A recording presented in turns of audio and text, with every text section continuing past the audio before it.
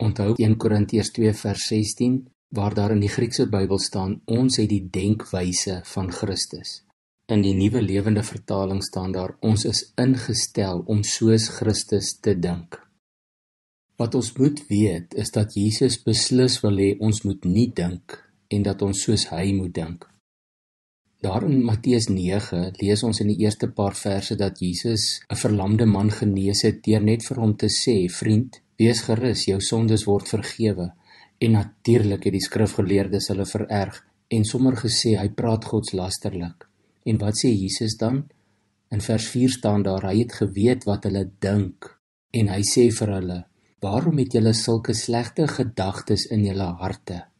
Hoor jy dat Jesus weet wat in ons harte en in ons gedagte wêreld aangaan?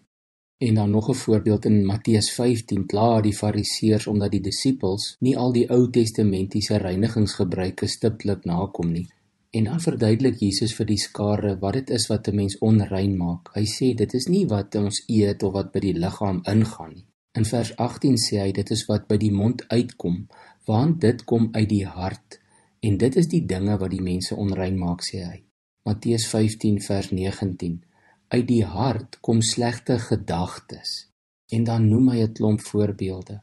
Moord, oorspel, onkuisheid, diefstal, vals getuienis, kwaadpratery. Dit is die dinge wat 'n mens onrein maak, sê die Here.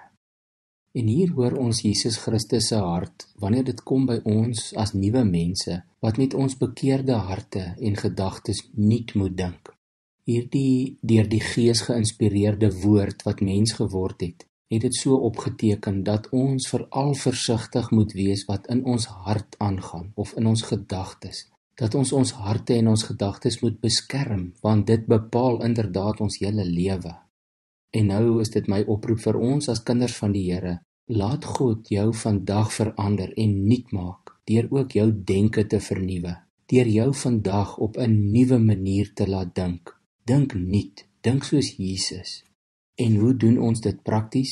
Jy weet mos waarmee jou gedagtes besig is. Jy is in beheer van jou eie gedagtes. En die oomblik as jy agterkom, daar is 'n onreine of 'n negatiewe gedagte, of enige gedagte wat nie tot eer van God is nie, of 'n gedagte wat jy besef wat nie van die Here af is nie, dan sê Paulus vir ons in 2 Korintiërs 10 vers 5, ons moet so gedagte dadelik gevange neem en dit aan Christus gehoorsaam maak. Nou, dis sy manier om te sê, kry beheer oor jou gedagtes. Maak jou gedagtes gehoorsaam aan Christus. Ja, dit gaan 'n bietjie oefening kos, maar wees gehoorsaam. Gee jouself oor aan die beheer van die Heilige Gees en vra hom om vandag in beheer van elke gedagte in jou binnewêreld te wees. Kom ons bid sommer nou daaroor. Here, ons gedagtes skiet baie keer in allerlei rigtings en soms voel dit of ons nie beheer het daaroor nie, maar eintlik is ons in beheer. En nou wil ons vir U kom vra, o Heilige Gees, ek wil U kom vra, wees U in beheer van my gedagtes. Maak my gedagtes nuut, leer my om te dink soos Jesus, om nie negatiewe of onrein gedagtes in my kop te koester nie, maar om hulle dadelik tot stilstand te bring en hulle dan gehoorsaam te maak aan Christus. Help my om my gedagtes op U te rig, Here.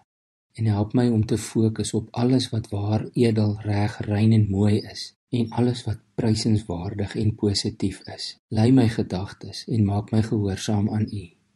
Amen.